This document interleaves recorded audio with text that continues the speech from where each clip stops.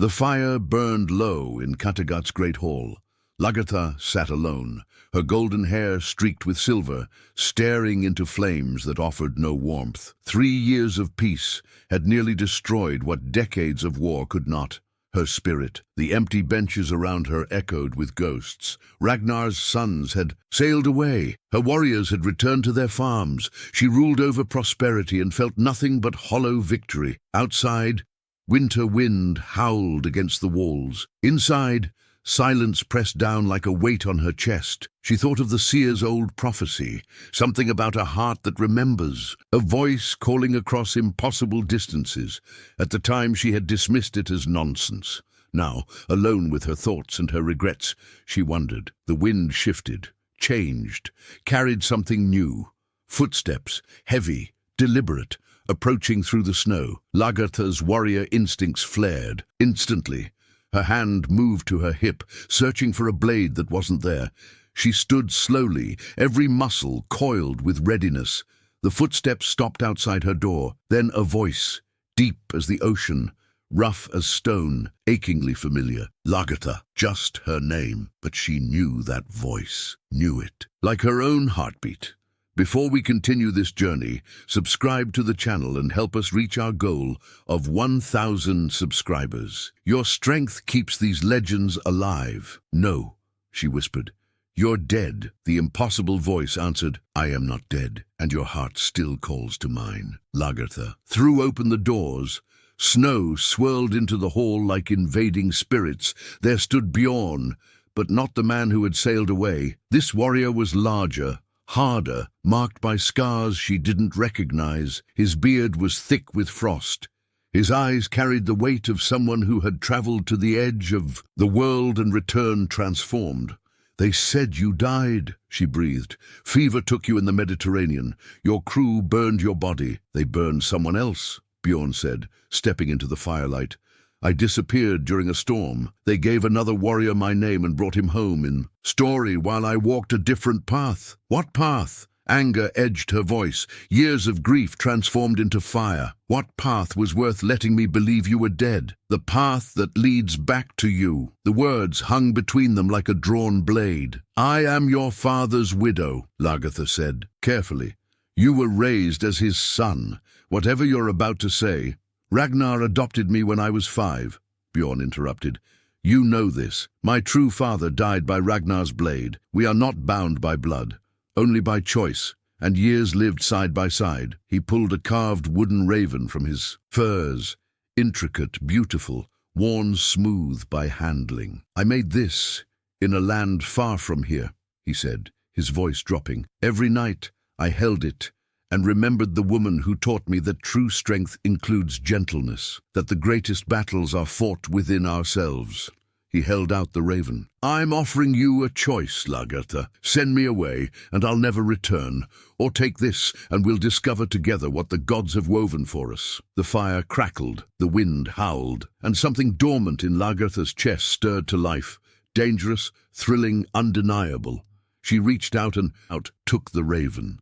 Their fingers touched, and she felt the spark become flame. Bjorn closed the doors against winter and fed the fire. Lagertha joined him on the bench, keeping careful distance, maintaining the space that propriety demanded. Where did you go? She asked. After the fever, after your crew thought you lost. Where does a man disappear for 3 years? South, Bjorn said. Further than any of our people have traveled, past the Mediterranean, down the African coast where the sun burns like dragon's breath. I saw cities of white stone housing millions, deserts where nothing grows, mountains that disappear into clouds. He turned to face her. But in all those places, I never found what I was searching for. Every victory felt hollow.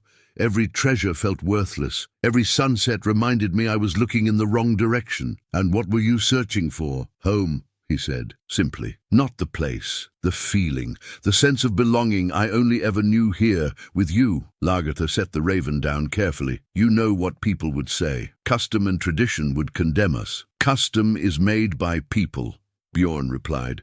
People can change what they've made, not without cost. Nothing worth having comes without cost. He leaned forward. I learned that watching men die for water in the desert. I learned it watching empires rise and fall. Every meaningful choice demands courage, Lagertha. You taught me that. She studied his face in the firelight, reading sincerity, strength, vulnerability. Finally she spoke. Tell me about the fever. The real story. Bjorn nodded slowly. Half the crew fell ill. I was burning with fever on the third day, lying on deck looking at foreign stars, thinking this was how my saga would end.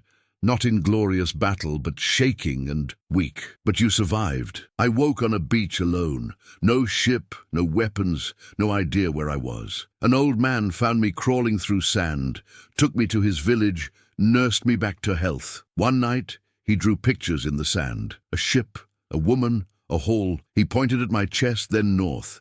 And I understood. What I sought wasn't in foreign lands, but back where I came from. He pulled out a gold ring worked with strange patterns. This was given by a queen who offered me power and wealth. But when I looked at it, all I saw were chains, beautiful chains.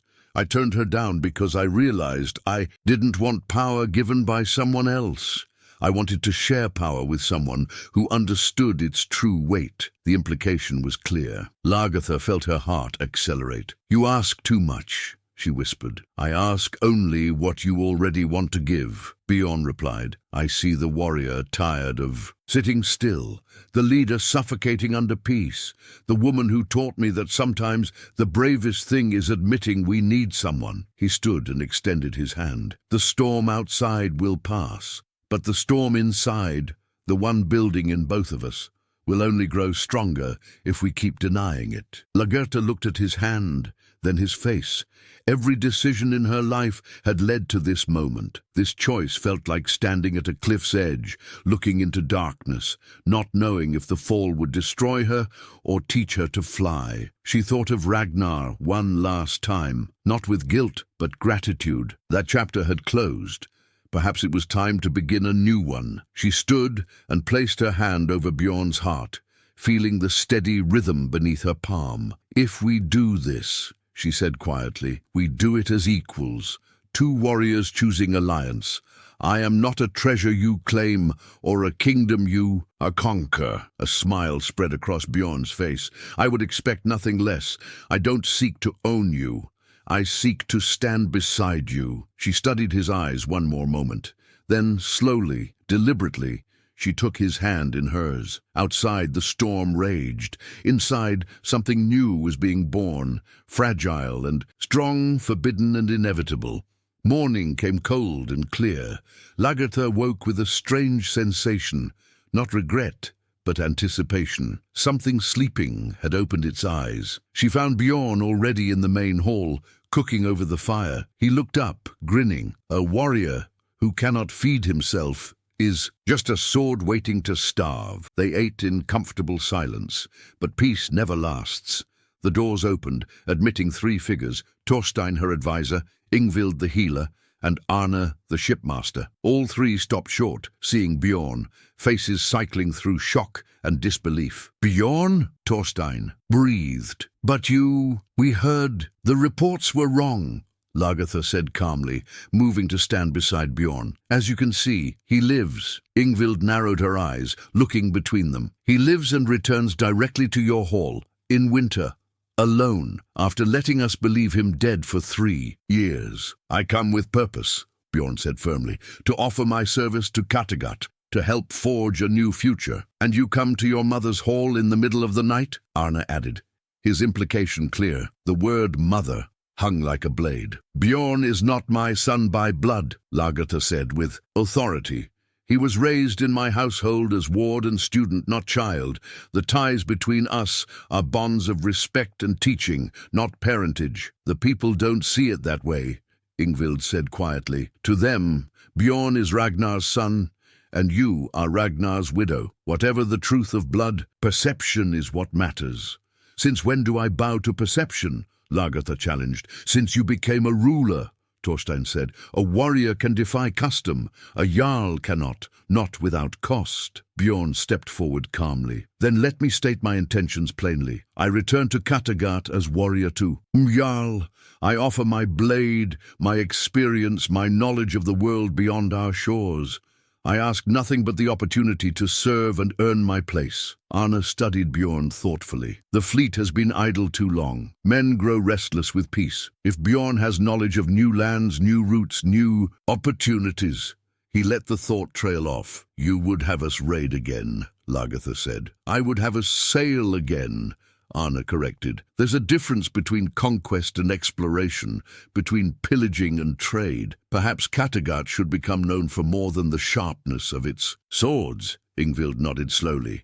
The people need purpose, direction, a reason to look forward rather than backward. Perhaps the gods have provided both wisdom and vision. Thorstein the strategist spoke. If this is to work, if Bjorn is to be received back, it must be done properly. A gathering, a formal announcement, a ceremony. We cannot have whispers breeding discord. When? Lagertha asked. 3 days. That gives time to prepare, to send word, to do this with proper gravity. Bjorn inclined his head. 3 days. I'll make myself useful, help with repairs, train with warriors. Show I come as craftsman, not conqueror. Wise, Ingvild said with a slight smile. And during these 3 days, perhaps you should stay in the warriors' quarters rather than... She gestured at the space between them that crackled with energy. Here. Bjorn's hand on Lagertha's arm was gentle, restraining. As you suggest, I'll take quarters with the warriors and earn their respect. The 3 advisors filed out, but Ingvild paused at the door. Lagertha, you've earned the right to make your own choices, but remember, a jarl's choices affect more than just herself. Whatever you do, do it. With eyes open to all that might follow. Then she was gone. Bjorn stirred the fire back to life. She's not wrong. This won't be simple. Nothing worth having ever is. Lagertha echoed his words. 3 days, he said. We can show them I'm an asset, not a threat. Prepare the people for what's coming. And what is coming? Lagertha asked, moving close. Bjorn turned to face her fully. Change, the kind that cannot be undone. The kind that requires courage to embrace and strength to sustain. The kind that will either forge us stronger or break us entirely. Those are the only kinds of change worth making, Lagertha said. He reached out and tucked a strand of hair behind her ear, intimate and tender. 3 days.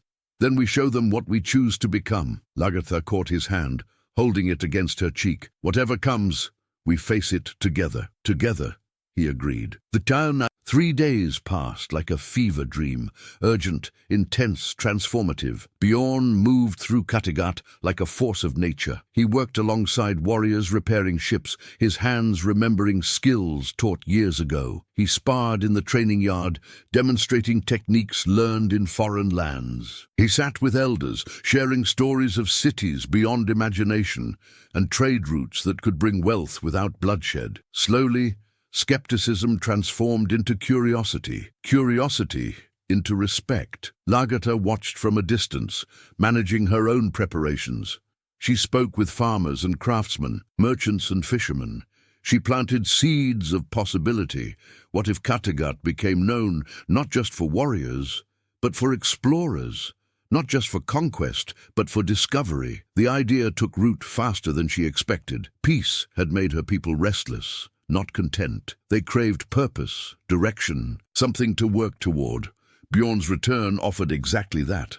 But beneath the practical preparations ran a deeper current, electric, dangerous, undeniable. Every time their eyes met across the crowded hall, every accidental touch when passing, every moment of carefully maintained distance felt like kindling, waiting for a spark. On the second night, Ingvild found Lagertha alone in the hall. You're playing a dangerous game, the old healer said without preamble. I've played dangerous games my entire life, Lagertha replied. Not like this one. Ingvild settled onto a bench, her ancient eyes seeing too much. I was young once, believe it or not. I remember what it feels like. That pull towards someone stronger than reason, defying all sense and custom. What did you do? I chose safety, Ingvild said quietly. I married the man my family selected, lived a good life, bore children, fulfilled my duties. And every day for 40 years, I wondered what might have been if I'd had your courage. She stood to leave, then paused. The people will judge you, Lagertha. Some will condemn, but others, those who understand that life is short and joy is rare, they will see two warriors, choosing to face the world together, and they will remember what it means to be brave. The third day dawned clear and cold. By midday, people began arriving from surrounding settlements. By evening, Kattegat's great hall overflowed with bodies, voices, energy. Lagertha stood at the head of the hall in full ceremonial dress, leather and furs, silver at her throat and wrists, her hair braided in the intricate patterns of a jarl. She looked every inch the legend she had become. Bjorn entered from the opposite end, walking through the parted crowd.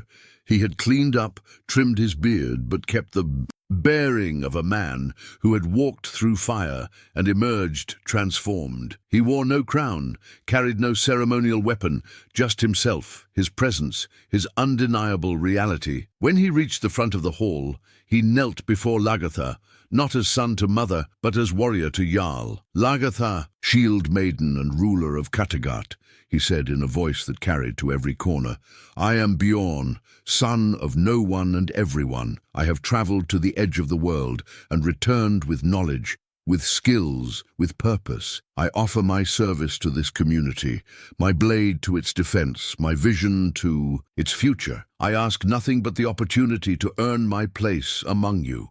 The hall held its breath. Lagertha placed her hand on his shoulder. Bjorn Ironside, you are known to us. You were lost, and now you are found. You bring gifts of experience and wisdom. Kattegat accepts your service and welcomes your return. She helped him to his feet, and the crowd erupted, some in celebration, some in relief, some still uncertain, but willing to wait and see. As the feast began, as mead flowed and stories were traded, Lagertha and Bjorn moved through the crowd separately, but always aware of each other, building trust, showing unity of purpose, letting the people see them not as widow and ward, but as leaders working toward a common vision. As fate turns against our hero, tell me in the comments, where are you watching from? Let's see how far these voices can travel. But late in the evening, as celebrations peaked and attention turned elsewhere, Bjorn managed a moment alone with Lagertha in the shadows of the hall. Tonight went well, he said quietly. Tonight was the easy part, Lagertha replied. Tomorrow, the real work begins. Tomorrow, Bjorn agreed. But tonight, he hesitated, then continued. Tonight I'm grateful simply to be here, standing beside you, knowing that whatever comes next, we face it together. Lagertha felt something shift in her chest, the final wall crumbling, the last resistance falling away. She reached out and took his hand, hidden in the shadows, where no one could see. Together, she said, and in that word, in that touch, in that moment, the future was written. A week after the ceremony, the Jarls arrived. They came from the north and south, from coastal settlements and inland strongholds.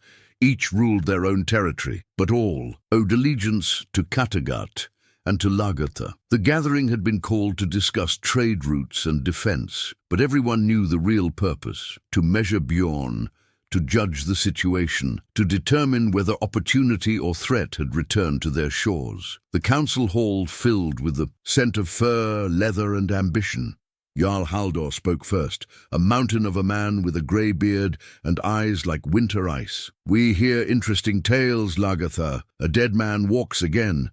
A son returns to his mother's hall, and whispers suggest he let the implication hang. Speak plainly. Haldor, Lagertha said from her seat at the head of the table. We are not children who need to hide behind innuendo. Very well, Haldor leaned forward. The people wonder about the nature of Bjorn's return, about the closeness between a jarl and her ward. They wonder if Kattegat's leadership has been compromised by personal entanglement. Bjorn, standing behind Lagertha's chair as advisor rather than supplicant, spoke calmly. I am not Lagertha's ward, nor her son. I was adopted into Ragnar's household as a boy of 5. My true father died years before. Lagertha and I share no blood, only mutual respect built over years of training and shared purpose.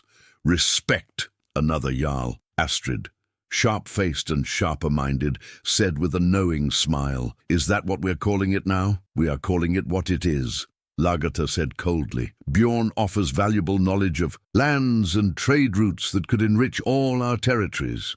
He offers tactical expertise gained through years of travel and combat. He offers a vision for Kattegat's future that extends beyond simple raiding and pillaging. And what does he receive in return? Haldor asked pointedly. The same. A thing any warrior receives: food, shelter, and the opportunity to prove his worth through action. How convenient, Astrid murmured, that his proving ground happens to be at your side. Tension crackled through the room like lightning before a storm. Several Jarls shifted uncomfortably, hands moving closer to weapons. This could turn violent quickly if not handled carefully. But then Jarl Erik stood, oldest among them, scarred and weathered like ancient stone. His voice, when he spoke, carried the weight of decades. I have known Lagertha since she was a girl holding her first shield, he said. I watched her fight beside Ragnar, watched her lead warriors into battles that would have broken lesser men. I watched her become the shield maiden of legend, the Jarl who brought prosperity to these shores. He turned to face Haldor and Astrid directly. And in all those years, I have known her to make decisions based on weakness or sentiment. Every choice has been calculated, strategic, ruthless when necessary. If she says Bjorn's return benefits Kattegat, I believe her. If she says his knowledge and skills are valuable, I trust her judgment. He paused, letting his words settle. As for what the people whisper, let them whisper. Gossip is the entertainment of small minds. What matters is results. What matters is whether Kattegat thrives or falters under this arrangement. Well spoken, another Jarl agreed. We should focus on what Bjorn can offer our territories, not on matters that are ultimately personal. But Haldor was not finished. Erik's loyalty to Lagertha is admirable, but loyalty can blind us to uncomfortable truths. If Kattegat's Jarl is compromised by personal attachment, it affects all of us. Our alliances, our trade agreements, our mutual defense all depend on clear-headed leadership. He stood to his full, impressive height. I propose a test. Bjorn claims to bring valuable knowledge and skills. Let him prove it. Let him lead an expedition, not a raid, but a trade mission. Take ships, take goods, take warriors who can verify his claims. Return with wealth and new alliances, and we will celebrate his homecoming. Fail and Lagertha asked dangerously, and we revisit this conversation with clearer eyes. It was a challenge and a threat, wrapped in the language of reasonable concern. If Bjorn succeeded, he would earn legitimacy in the eyes of the Jarls. If he failed, or if anything seemed improper, Lagertha's position would be weakened, possibly fatally. The room fell silent, waiting for Lagertha's response. She could refuse, assert her authority as the most powerful Jarl present, but that would only fuel speculation and resentment. It would make her appear defensive, protective, compromised by emotion rather than guided by strategy. Or she could accept, let Bjorn prove himself on his own merits, away from her protection and influence. Show the Jarls that her faith in him was based on capability, not attachment. It was a calculated gamble either way. Bjorn's hand found her shoulder, a brief touch, barely noticeable, but carrying a message. I can do this. Trust me. Lagertha looked around the table, meeting each Jarl's eyes in turn. Then she nodded. Very well. Bjorn will lead a trade expedition south, following the routes he claims to know. He will take 3 ships, supplies, and volunteers who wish to test these new opportunities. The mission will last no more than 3 months. Return with proof of profitable trade, and Kattegat will expand its reach into these new territories. And if he does not return, Astrid asked, then we will know the truth of his claims, Lagertha said flatly. She turned to Bjorn. You have 2 weeks to prepare. Choose your crew carefully. Take experienced warriors who can vouch for what they witness. And, Bjorn, she held his gaze, letting him see the faith and fear warring in her eyes. Come back. I will, he said simply, and when I do, there will be no more questions. The council dissolved into discussions of logistics and planning, but as the Jarls filed out, Eric approached Lagertha quietly. That was well played, he said. You turned their challenge into your strategy. Or I just agreed to send away the one person who... Lagertha stopped, aware that even with Eric, some words were too dangerous. Who gives you purpose again? Eric finished gently. Who reminds you why you fought so hard to survive, only to discover that survival without meaning is just slow death? She looked at him sharply. How did you... I told you. I've known you since you were a girl. I see what others miss. He smiled sadly. The question is not whether what you feel is real or right. The question is whether you're strong enough to hold on to it when the world tries to tear it away. I've held on to harder things, Lagertha said. Yes, Eric agreed, but you've also lost harder things, and loss leaves scars that never fully heal. Be careful, Lagertha. Be strong. And be ready for whatever comes next, because I promise you, it will test you in ways you cannot imagine. He left her standing alone in the now empty hall, his words echoing like prophecy. 2 weeks passed in a blur of preparation. Ships were outfitted, crews were chosen, goods were loaded. Bjorn worked tirelessly, his knowledge and leadership apparent to all who watched. Skeptics became believers, doubters became volunteers. By the time departure day arrived, the expedition had swelled to 4 ships instead of 3, filled with warriors eager to see the wonders Bjorn described. The night before they sailed, Lagertha found Bjorn alone on the docks, checking rigging. By moonlight. You should be resting, she said, approaching quietly. I'm too restless to rest, he admitted. Too many thoughts, too many possibilities, too much. He turned to face her. Too much awareness that I'm leaving, and anything could happen. They stood together in the silver light, the water lapping gently against wooden hulls. Around them, Kattegat slept, unaware or uncaring of this private moment. I don't want you to go, Lagertha said quietly, an admission she would never make in daylight, in front of witnesses, where strength and certainty were required. I don't want to go either, Bjorn replied, but it's necessary, not just to prove myself to the Jarls, but to prove to the people that what we're building is real and solid, that it's based on strategy and vision, not just... He reached out and took her hand. Not just this, Lagertha repeated, looking down at their joined hands. We don't even have a name for what this is. Does it need a name? Bjorn asked. It is what it is. 2 people who found each other across time and circumstance and impossibility. 2 warriors who recognize in each other something rare and worth protecting. He pulled her closer until only breath separated them. When I return, not if, when, we will face whatever judgment comes. We will deal with whatever consequences follow, but we will do it together, and we will do it without apology or shame. And if you don't return, Lagertha forced herself to ask the question. If the sea takes you, or enemies find you, or fate decides 3 years was long enough to grant us, then you will go on, Bjorn said firmly. You will continue being Lagertha, shield maiden, jarl, legend. You will rule with wisdom and strength, and you will remember that for a brief, impossible moment, you chose to take a chance on something that defied all logic and custom and expectation. He released her hand and pulled something from his belt, a small dagger, beautifully crafted, its hilt wrapped in leather, worked with intricate patterns. I made this during the preparation weeks, he said, offering it to her. Not as a weapon, you have better blades than this, but as a reminder. The patterns on the hilt are from all the lands I've traveled. Norse spirals, Mediterranean waves, African geometric designs, Eastern flowing script, all woven together into something new. Lagertha took the blade, feeling its perfect balance. Like us, she said softly, different patterns, woven together. Exactly. Bjorn cupped her face in his hands, thumbs brushing her cheekbones. I will come back, Lagertha, not because the Jarls demand it, or because Kattegat needs it, but because you are my North Star. You are the destination that makes every journey worthwhile. Then he kissed her, deeply, completely, without reservation or restraint.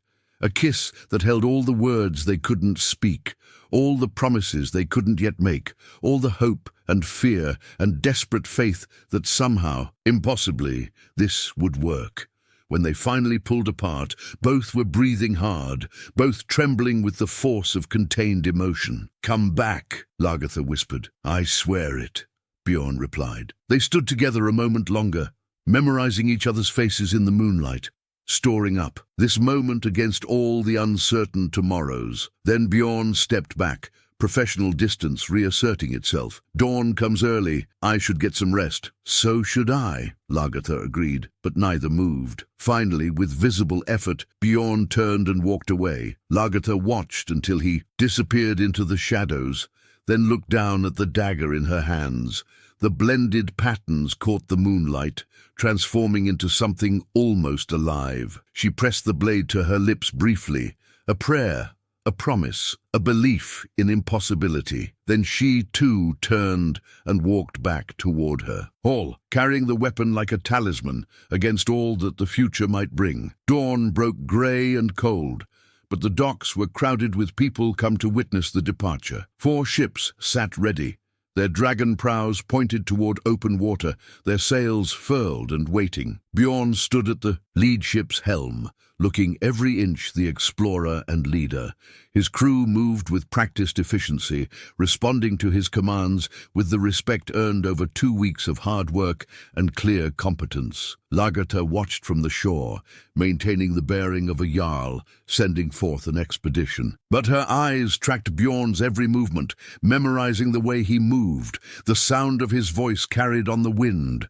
Their eyes met one final time across the water. No words were spoken. None were needed. Then the oars dipped, the ships moved, and the expedition began its journey south. Lagertha stood on the docks long after the ships disappeared from view, until the cold finally drove her back to her hall. The days that followed were measured in absence. Empty spaces where Bjorn had stood, silence where his voice had been, meals eaten alone that had briefly been shared. Lagertha threw herself into governance with renewed intensity, settling disputes, planning improvements, managing the 100 small crises that arose in any community. She gave the people no reason to question her leadership, no opening for doubt or speculation. But at night, alone in her hall, she held the dagger. The Bjorn had given her and wondered if he was safe, if the expedition prospered, if his knowledge was proving true, wondered if he thought of her as she thought of him, constantly, painfully, with a longing that defied all logic. Weeks became months. Spring arrived, then summer. Scouts were posted to watch for returning ships. Messages were sent to coastal settlements, report any sighting of 4 dragon ships bearing Kattegat's colors. No word came. The jarls began to whisper again. Not openly, not yet, but the undercurrent was there. Had Bjorn fled? Had he been lost? Had Lagertha's judgment been compromised by emotion, leading her to trust where trust was not deserved? Lagertha ignored them, focusing on work, on duty, on the careful maintenance of power and position. But doubt crept in during dark hours. Not doubt in Bjorn's intentions, but fear of fate's cruel sense of timing. What if the gods had given them this glimpse of possibility only to snatch it away?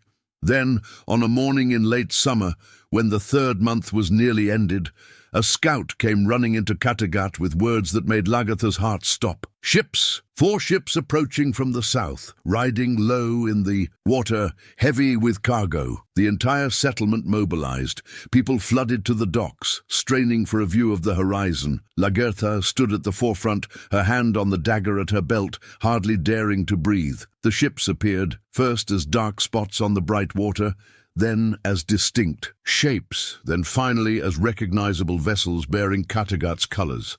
And at the lead ship's helm stood Bjorn, alive and whole and triumphant. The ships pulled into dock, and as the crews disembarked, the crowd could see the evidence of success. Crates of exotic goods, bundles of fine cloth, jars of spices and oils, worked metals and dyed leathers. More wealth than a dozen raids might have yielded, gained through trade rather than violence.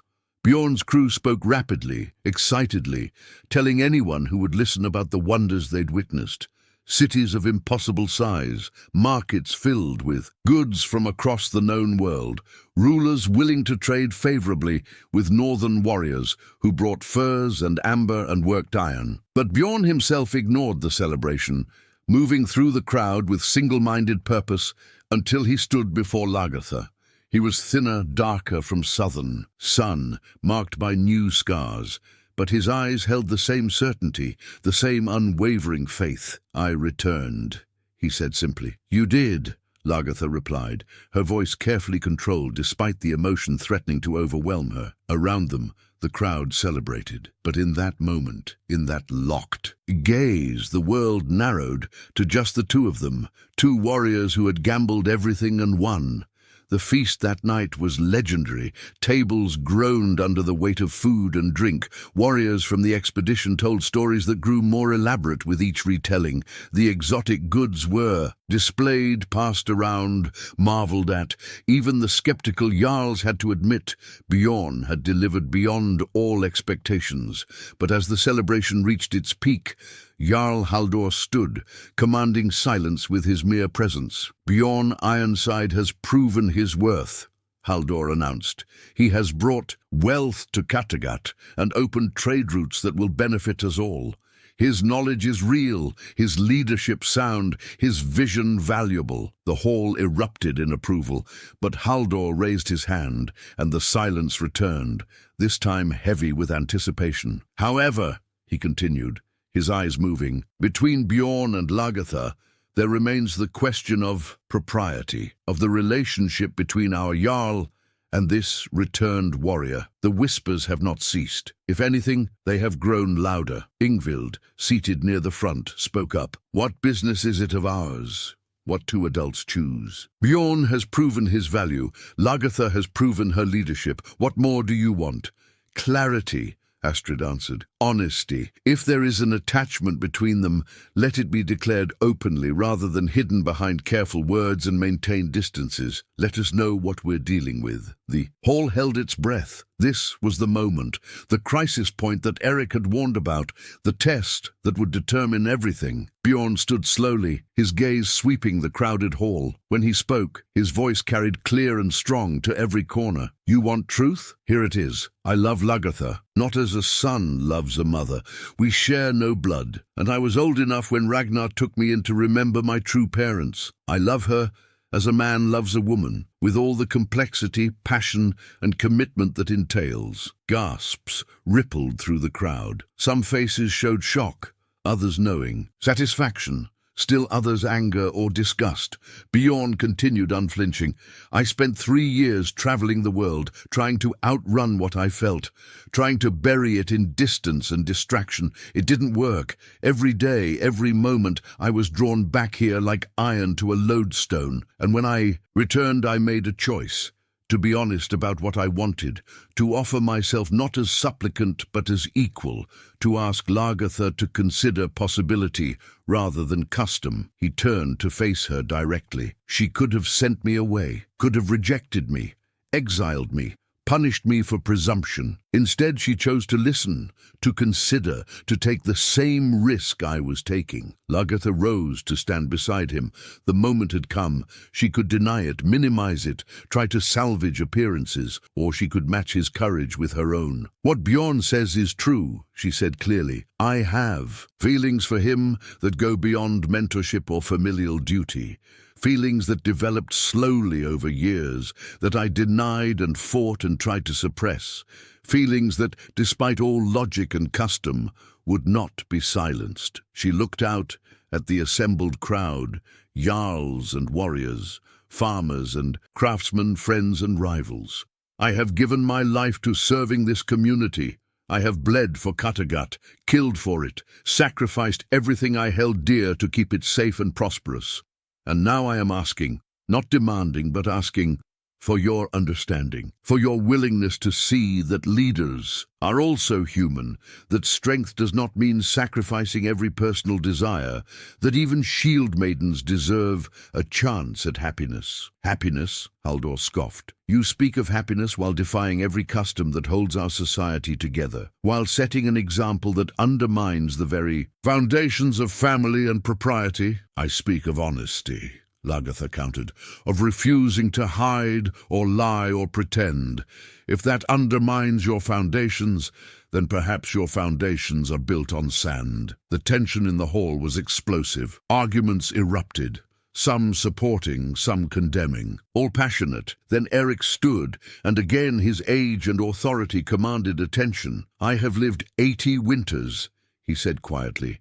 I have seen kingdoms rise and fall. I have watched customs change and adapt or die because they could not bend. And I have learned this: tradition serves the people, not the other way around. When custom becomes a prison rather than a guide, it is time to question it.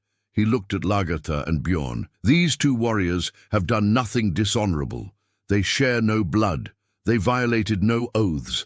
They simply chose each other across the boundaries of age and expectation. If that offends you, ask yourself why. Ask yourself if your offense serves any purpose except to deny others the joy you yourself have known. Ingvild added her voice. The gods work in mysterious ways. Perhaps they brought Bjorn back not despite Lagertha but because of her. Perhaps this is the pattern they wove, and we are foolish to unpick it.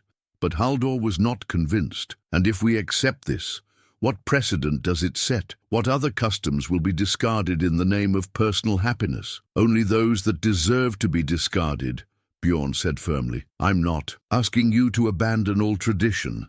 I'm asking you to recognize that some rules were made by people long dead for reasons that no longer apply, and that clinging to them serves no one. The argument continued.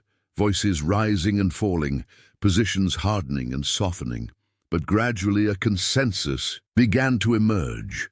Not unanimous, not enthusiastic, but pragmatic. Lagertha had proven her worth. Bjorn had proven his. Together they had brought prosperity and vision. If the price of keeping that leadership was tolerating an unconventional relationship, well, stranger things had been accepted in the name of practical benefit. Finally Thorstein stood, the strategist, the voice of measured reason. I propose this. Let Bjorn and Lagertha continue as they have been.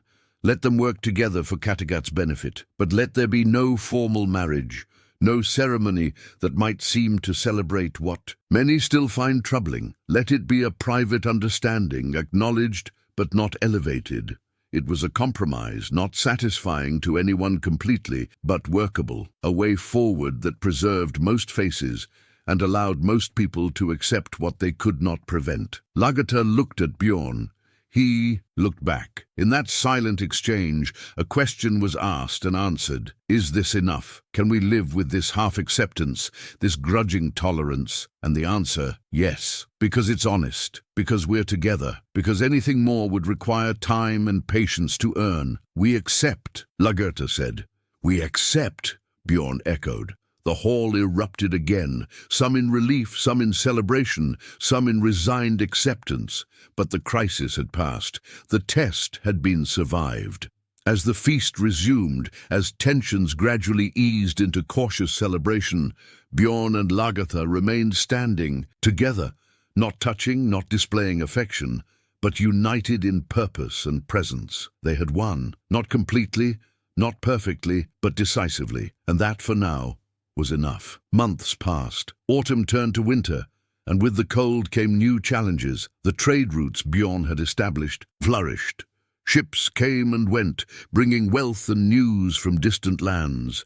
Kattegat's prosperity grew, and with it Lagertha's and Bjorn's legitimacy. But success breeds envy. Jarl Haldor had accepted the compromise, but he had not forgotten or forgiven. In the dark months of winter, when travel was difficult and communication sparse, he made his move.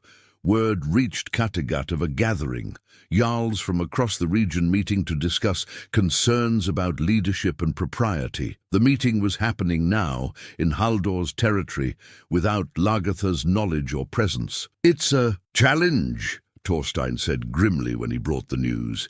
"He's building a coalition against you, trying to undermine your authority by claiming you've been compromised." Lagertha stood in her hall, looking at the map spread across the table. Haldor's settlement was 3 days' journey in good weather, longer in winter conditions. By the time she arrived, decisions might already have been made. "How many jarls attended?" she asked. "At least 7, maybe more." "And how many stand with us?" "Eric, certainly. Probably Sigrid and Orm. The others," Thorstein shook his head, undecided, waiting to see which way the wind blows. Bjorn, who had been silent until now, spoke. "This is my fault. If I had never returned, then Kattegat would still be slowly dying of peace and purposelessness," Lagertha interrupted. "And I would still be sitting alone in this hall, waiting for a reason to keep fighting." She looked at the map again, calculating distances and possibilities. Going to the meeting was risky. It meant leaving Kattegat vulnerable and walking into what might be a trap, but not going was worse. It would look like fear, like hiding, like an admission of guilt. "We go," she decided. "Both of us. We face them together as equals. We show them that our partnership is not weakness, but strength." "The journey will be hard," Thorstein warned. "Winter storms, dangerous conditions." "I've faced worse," Lagertha said. "We leave at dawn. Prepare a small group, our best warriors. Fast travelers, we move quickly and arrive while they're still talking." The journey was brutal. Snow and ice made every step treacherous. Wind cut through furs like knives. But Lagertha's group pushed forward with relentless determination, covering in 2 days what should have taken 4. They arrived at Haldor's hall in the middle of a heated discussion. The gathered jarls fell silent as Lagertha strode in, covered in snow and ice, looking every inch the legendary shield maiden they both feared and respected. "I hear there are concerns about my leadership," she said without preamble. "So I've come to address them directly." Haldor recovered quickly from his surprise. "This is a private council. Nothing that concerns my governance is private." Lagertha interrupted. "You gather in secret to discuss my fitness to rule? Then do it to my face." She moved to the center of the hall, Bjorn beside her, and faced the assembled jarls. "You doubt me because I've chosen to be honest about my relationship with Bjorn. You question whether personal attachment has compromised my judgment. So let me show you the results of that judgment." She pulled out a scroll, detailed accounting of Kattegat's prosperity over the past months. Increased trade, new alliances, wealth distributed fairly among all allied settlements, every promise fulfilled, every obligation met, every responsibility discharged with honor. "This is what compromised leadership looks like," she said, letting the scroll fall onto the table. "Prosperity, growth, peace maintained not through fear, but through strength and wisdom." Bjorn added his voice. "I understand your concerns. I represent change, and change is always unsettling. But I ask you, are you better off now than before I returned? Are your people fed, your warriors employed in profitable ventures, your families safer and more secure?" Jarl Sigrid, a weathered woman with steel in her spine, spoke. "They are. I'll admit it freely. My settlement has benefited from the new trade routes, from Bjorn's knowledge, from the stability you've maintained." "Then what is the real issue here?" Lagertha demanded, looking directly at Haldor. "Is it genuine concern for good governance? Or is it discomfort with seeing a woman make choices you wouldn't approve of? With seeing someone refuse to apologize for living honestly?" Haldor's face reddened. "You oversimplify." "No, I clarify," Lagertha countered. "You want me to be who you need me to be. The perfect shield maiden, the perfect widow, the perfect symbol of whatever virtues you value. But I am not a symbol. I am a person. I have served loyally, led effectively, sacrificed endlessly. And now I am claiming the right to also have something for myself." She softened slightly. letting them see vulnerability beneath the strength. I'm not asking you to celebrate my choices. I'm asking you to judge me by my results, not my relationships, to evaluate my leadership based on outcomes, not customs, to be pragmatic enough to recognize that good governance matters more than perfect propriety. Silence filled the hall. The Jarls looked at each other, uncomfortable but unable to refute her logic. Finally, Eric spoke. I have said before and will say again, Lagertha has earned the right to live as she chooses. She has paid the price in blood and sacrifice.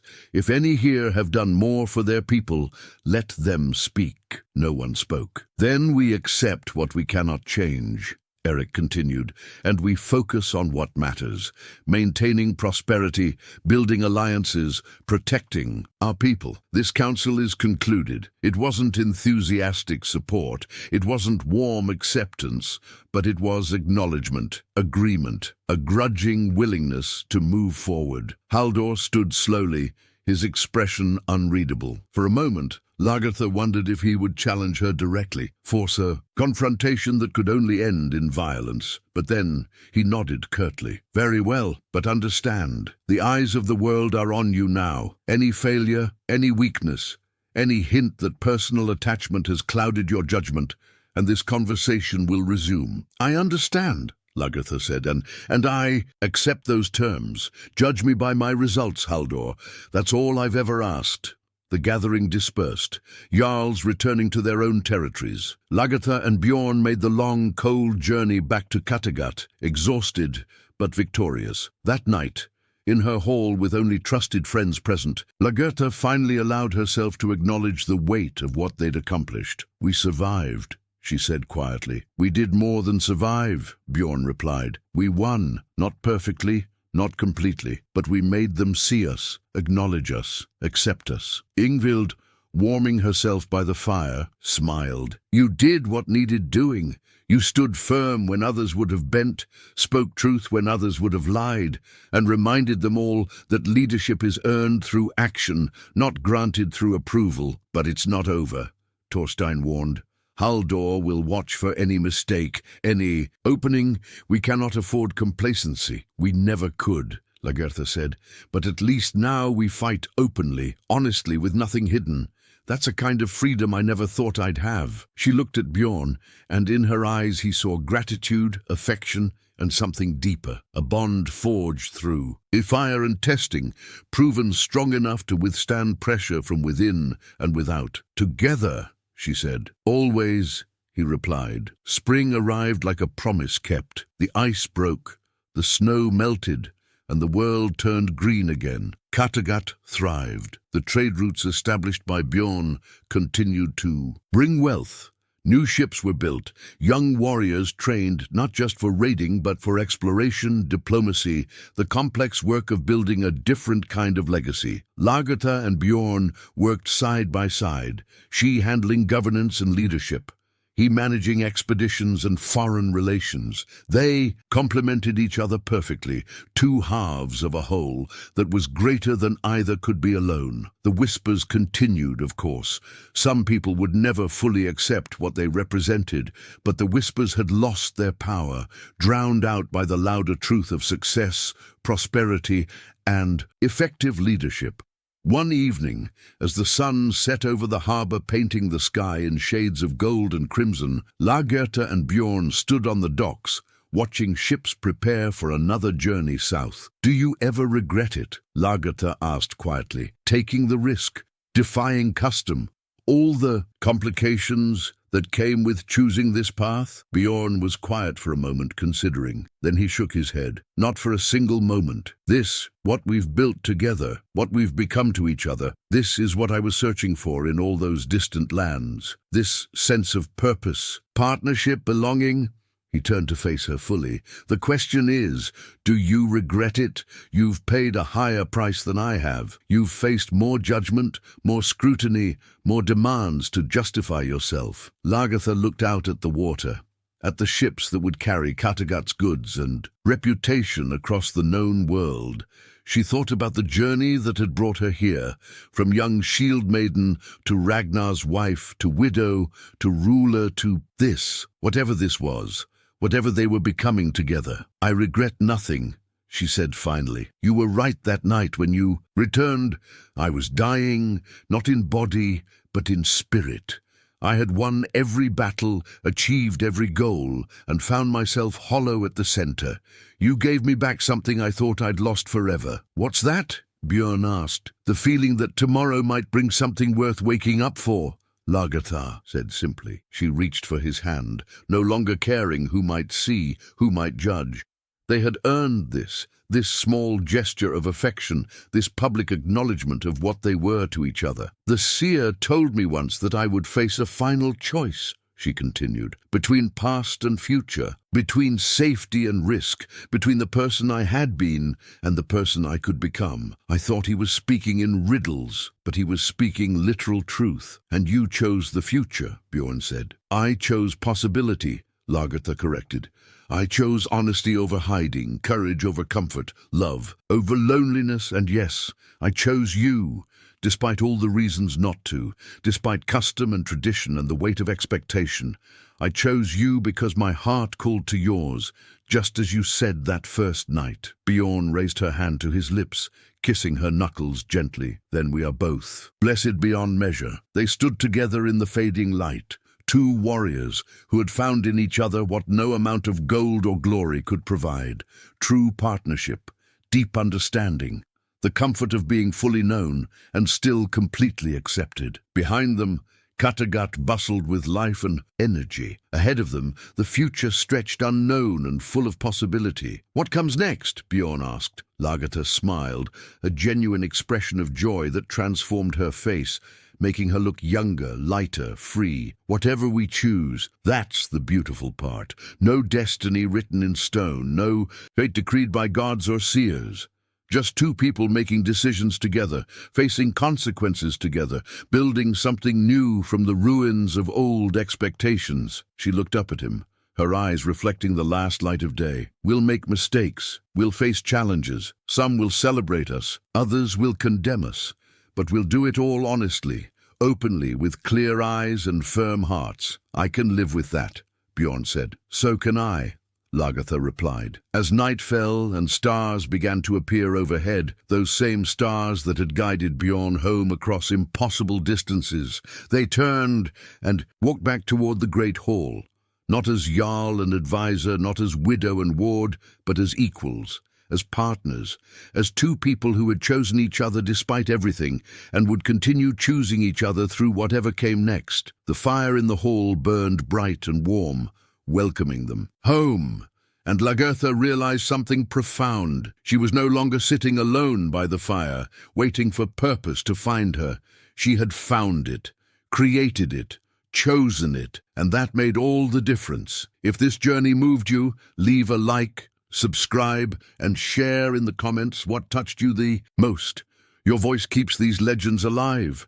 The wooden raven Bjorn had carved in distant lands sat on the mantle, wings spread as if in flight, a symbol of journeys taken and journeys yet to come, of courage rewarded and faith justified, of two souls who had called to each other across time and distance and impossibility, and found their way home. Years passed. Kattegat became known not just for its warriors, but for its explorers, its traders, its vision. Lagertha and Bjorn's partnership became the model for a new kind of leadership, balanced, complementary, stronger together than either could be apart. The whispers faded to nothing, replaced by stories that would be told around fires for generations. The shield maiden who refused to let custom dictate her heart, and the warrior who traveled the world only to discover that home was a person, not a place. Some still debated whether what they did was right or wrong, but no one could debate the results. Prosperity, peace, progress,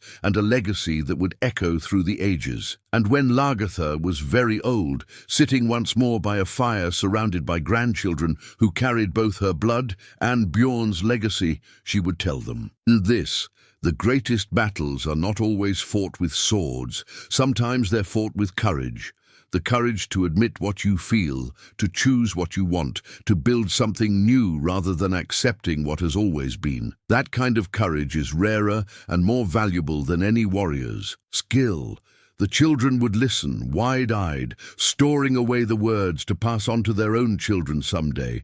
And the saga of Lagertha and Bjorn would continue, not just as history, but as inspiration. A reminder that even in a world bound by custom and tradition, there is always room for those brave enough to write their own story. The fire continues burning, the heart continues calling, and love, once found, endures.